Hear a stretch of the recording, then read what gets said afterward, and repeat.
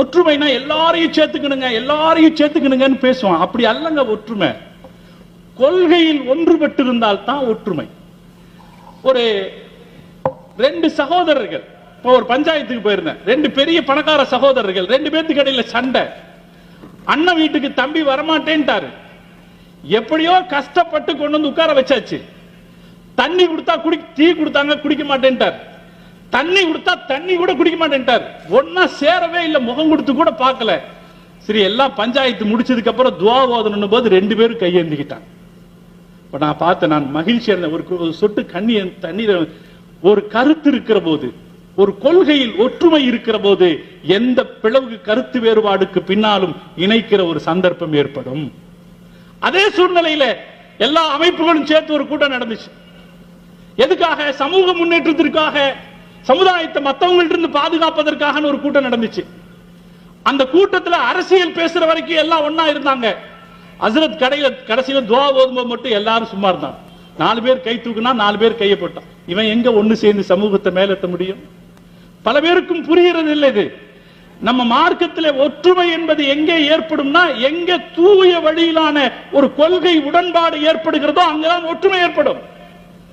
அந்த தூய வழியிலான கொள்கை உடன்பாடு இல்லாத இடத்திலே ஒற்றுமைங்கிறது பேச்சளவுக்கு தான் இருக்கும், பேருக்கு தான் இருக்கும். சகோதரர்கள், நாம புரிஞ்சுக்கணும். நம்ம இதுல சில பேருக்கு என்னன்னா, யார் அந்த பக்கமும் சத்தியம் இருக்கத்தானே செய்யும், அவங்களும் ஒரு மதுஹப் மாதிரி தான். இந்த இடத்துல தான் நான் உங்களுக்கு ஒன்று புரிய வைக்கணும். என்னன்னா, மதுஹப்கள் என்பது நம் சமூகத்தில் ஏற்பட்ட பிளவுகள் அல்ல. சத்தியத்துக்கும் அசத்தியத்துக்குமான ஒரு வித்தியாசம் என்னன்னா சகோதரர்களே, சத்தியம் என்பது ஒன்றுபடும், ஒன்றுபடுத்தும். அசத்தியம் என்பது பிளவுபடும், பிளவுபடுத்தும். இது ஒண்ணு.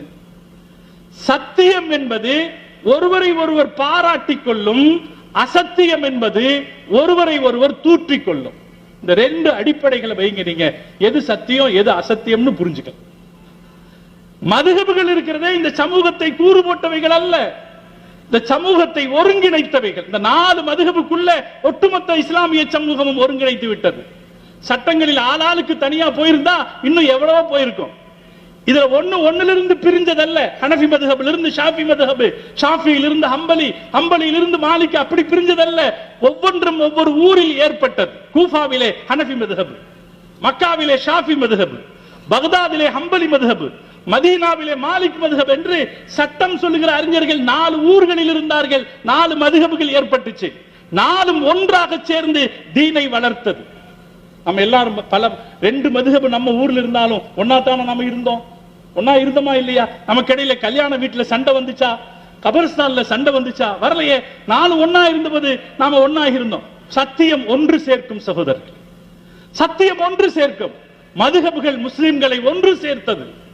ஒரு எக்ஸிபிஷனுக்கு 4 கவுண்டர் இருக்கிற மாதிரி, 4 கவுண்டர்லயும் நீங்க டிக்கெட் வாங்கிட்டு போனா அது எக்ஸிபிஷனுக்கு போயிடலாம். ஆனால் அசத்தியம் என்பது பிளவுபடுத்தும் சகோதரர்களே.